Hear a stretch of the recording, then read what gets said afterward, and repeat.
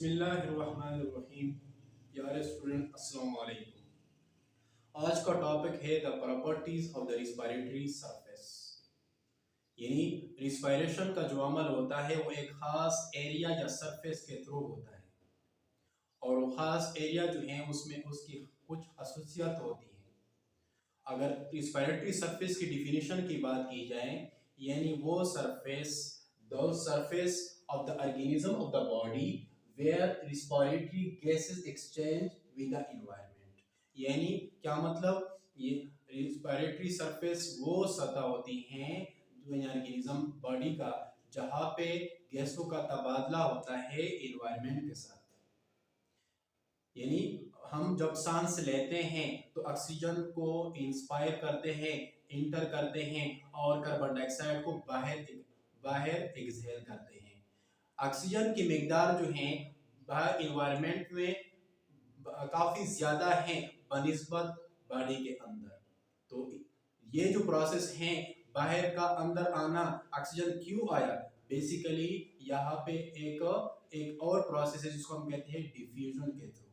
Oxygen जब body के अंदर आता है तो ये डिफ्यूजन के थ्रू आता है। So what is diffusion? Diffusion वो ऐसा अमल जिसमें molecule from the region of the higher concentration यानी हायर कंसंट्रेशन से रीजन ऑफ लोअर कंसंट्रेशन की तरफ आए। तो इसी तरह बॉडी से फिर कार्बन डाइऑक्साइड जो रिस्पिरेशन के अमल के थ्रू बनता है, फिर वो बाहर जो है वो एक्सेलेशन प्रोसेस यानी एक एक्सेलेशन प्रोसेस के थ्रू बाहर निकलता है, क्योंकि बाहर की मिकदार बाहर कार्बन डाइऑक्साइड की मिकदार काफी कम है बनिस्बत बॉडी के अंदर। अगर रिस्पिरेटरी सरफेस जो है हमने बात की प्रॉपर्टीज की, सबसे पहले जो हम सांस लेते हैं तो नोज के जरिए या माउथ के जरिए, फिर फेरेंक्स, फिर ट्रेकिया, फिर फेरेंक्स, फिर लैरिंक्स, फिर ट्रेकिया, फिर ब्रोंकाई, फिर ब्रोंक्यूल्स एंड आखिर में एलुलाई आती है। तो ये आपके पास एक छोटा सा स्ट्रक्चर आपको नजर आ रहा है। ये आपके पास एक ट्रेकिया है, ठीक है, जो सांस की एक नाली है जो which have leading to the जो लीडिंग है लंग्स की तरफ। ये मैंने एक लंग्स एक तरफ बनाई हुई है। इंशाल्लाह आगे मजीद जाके लंग्स के बारे में, इस प्रोसेस के बारे में हम पढ़ेंगे, हम सांस कैसे लेते हैं।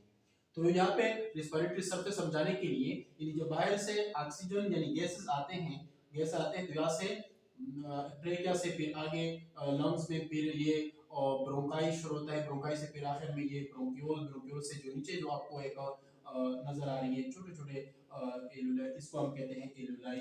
और यहाँ पे जो है अगर इस एक एलुलाई को मैं उठाऊं जैसा कि एक अंगूर का एक दाना होता है, उसी तरह बिल्कुल एलुलाई की शक्ल होती है। इंशाल्लाह इसमें मजीद हम आगे पढ़ेंगे। तो यहाँ पे जो है रिस्पिरेटरी सरफेस जो है इसको हम कहते हैं, यानी एलुलाई और ब्लड वेसल के दरमियान जो एक सरफेस है इसको हम कहते हैं रिस्पिरेटरी सरफेस।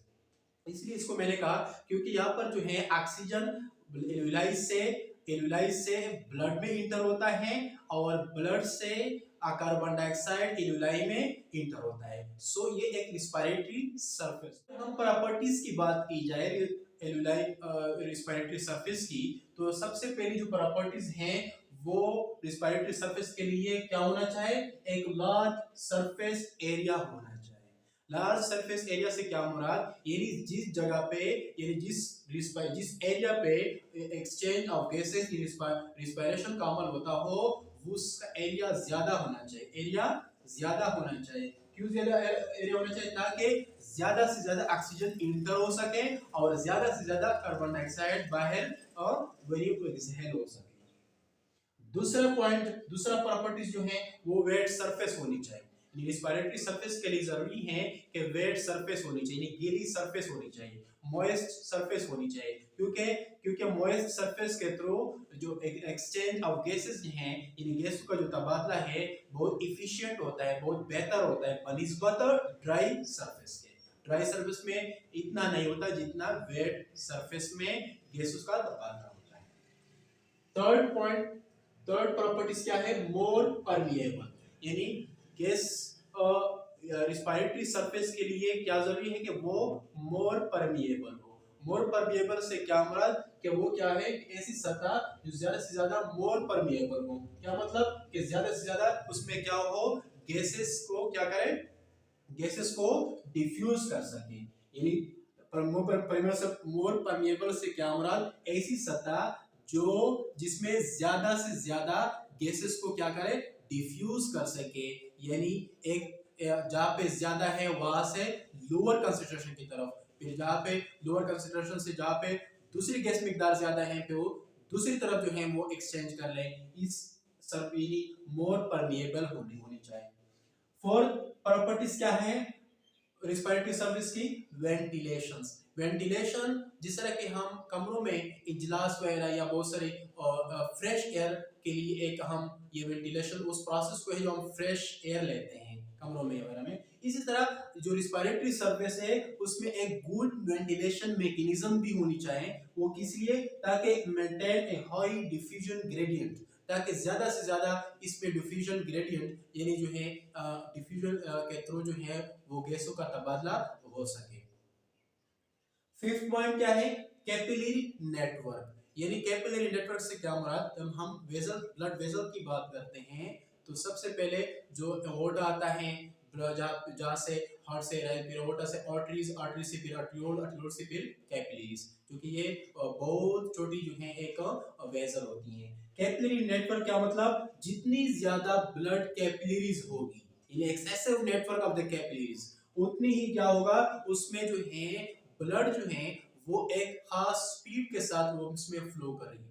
उसमें खास एडिक्वेट स्पीड के साथ वहाँ पे एक मुतदिल स्पीड के साथ ब्लड फ्लो करेगी और इसके नतीजे में जो डिफ्यूजन का प्रोसेस है, डिफ्यूजन के थ्रू एक्सचेंज ऑफ गैसेस जो हैं इजीली हो सकता है। सिक्स पॉइंट क्या है, तीन एपिथेलियम। यानी जो रिस्पिरेटरी सरफेस हैं उसमें तीन एपिथेलियम, तीन रिस्पिरेटरी सरफेस है वो तीन एपिथेलियम होनी चाहिए। तीन एपिथेलियम से क्या मतलब, वो सरफेस जो है वो एक तीन वॉल यानी एक बारीक सी वॉल होनी चाहिए, ताकि ताकि बाहर से आने वाला गैस और अंदर से बाहर जाने वाला गैस के दरमियान जो है फासला कम हो, और जब फासला कम हो तो उसके नतीजे में जो गैसों का तबादला है वो इजीली हो सकता है। Respiratory surface. अल्लाह हाफिज, शुक्रिया।